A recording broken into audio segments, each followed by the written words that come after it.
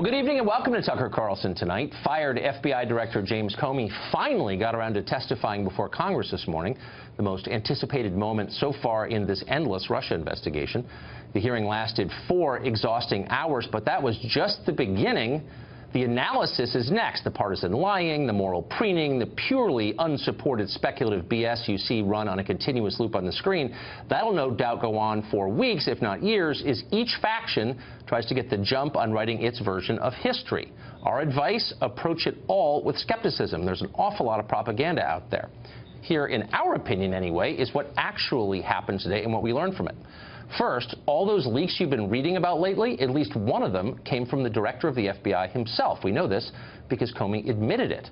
After being fired, Comey concedes he sent a memo describing a meeting he'd had with the president to a friend of his, who then gave it to the New York Times. Comey explained he did this to try to force the appointment of a special prosecutor.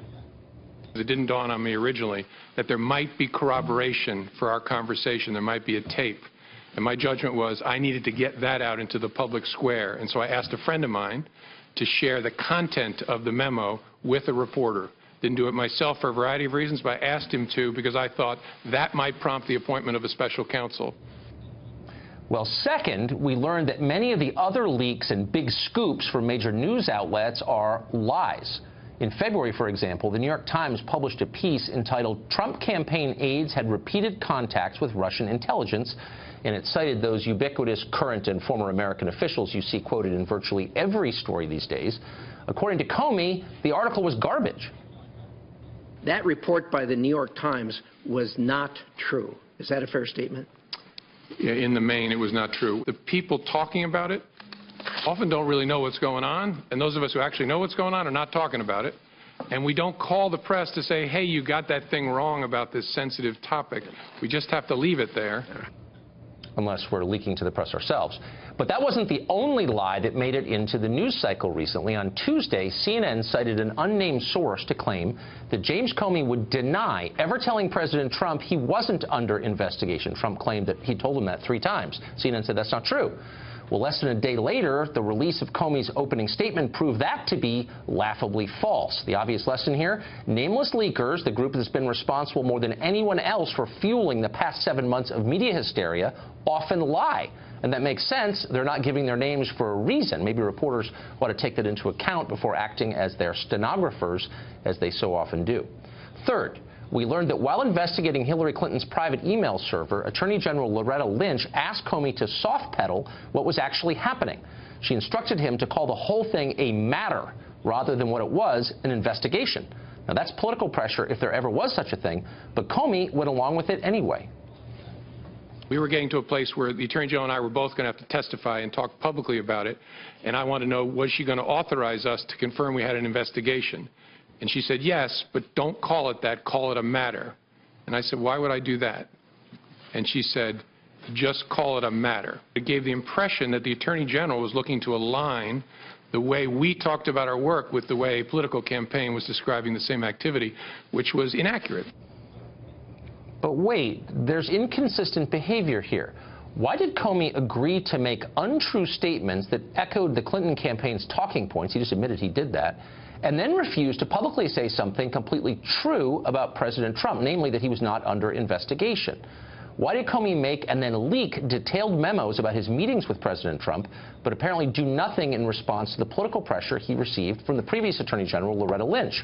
And was this the only time that the Obama administration exerted political pressure on James Comey? We still don't know the answer to that last question, and it might be worth asking.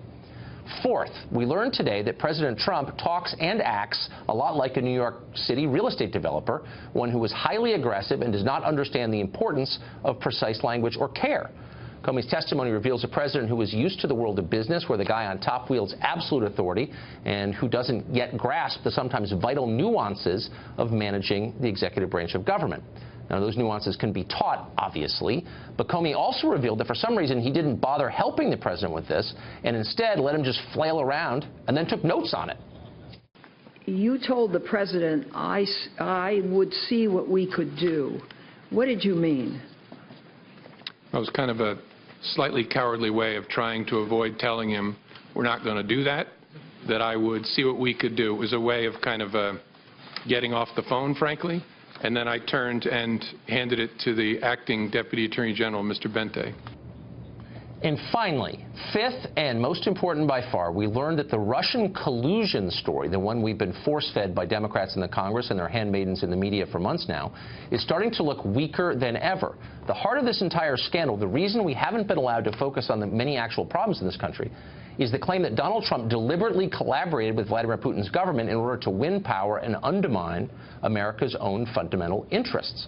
Now, if that's actually true, Comey didn't suggest it today or even come close. Instead, he confirmed that Trump was never under investigation and offered no evidence or testimony suggesting he should be under investigation. We've also been told that if Trump didn't actually collude with Russia himself, he maneuvered to protect those around him who did collaborate or collude with Russia. But Comey, in fact, declared just the opposite today. Trump told him that if his, quote, satellite associates did something wrong, it'd be good to catch them, that the FBI ought to continue looking into that. Sure, Trump expressed his hope that General Flynn would go free, but even Comey conceded that no one's ever been prosecuted for hoping anything. You don't know of anyone that's ever been charged for hoping something. Is that a fair statement? I don't, as I sit here.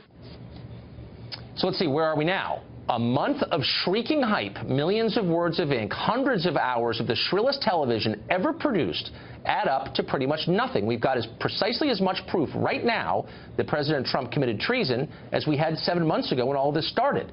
But that doesn't mean we've learned nothing. We have learned some things. We've seen the FBI exposed as a political battleground, and that is not reassuring to us citizens.